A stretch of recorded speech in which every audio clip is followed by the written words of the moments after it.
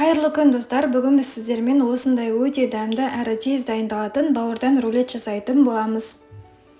Ол үшін біздер бауырды осылай мясорубкадан өткізіп аламыз, және де сүт құятын боламыз. Бұл бауырдың ішіне картоп пен пиязды араластырып тартып жібереміз. Толық мөлшері төменде көрсетілген, сол жерден көріп алсаңыздар болады. Және де ұн саламыз, жақсылап араластырамыз. Жұмыртқа саламыз. Барлығын біркелкі болғанша жақсылап араластыратын боламыз. Картоп салу міндетті пиязбен, себебі картоп болмаса бауыр құрғап кетеді. Енді салмамызды дайындаймыз. Морковқа чеснок салып жатырмыз.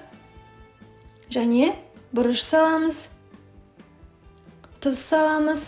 Және майонез салып жақсылап араластыратын боламыз. Бауырымызға жарты шай кеседей сұйық май құямыз, табамызды майлап аламыз, және осылай жайып шығатын боламыз.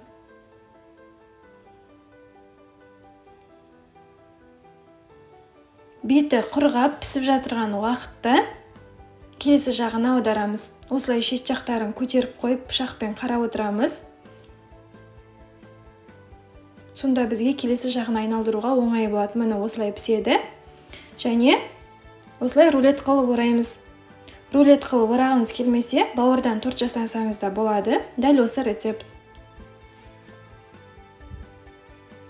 Өте дәмді болып шығады, өте оңай. Міндетті түрде істеп көріңіздер. Рецепт ұнаса, лайк басып, комментарий жазуды ұмытпаңыздар.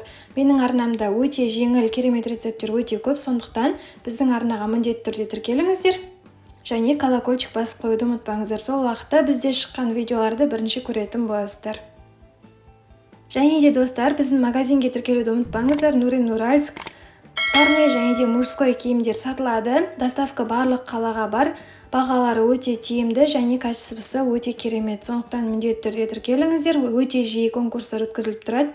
Қатысыңыз, жүлделі болыңыз.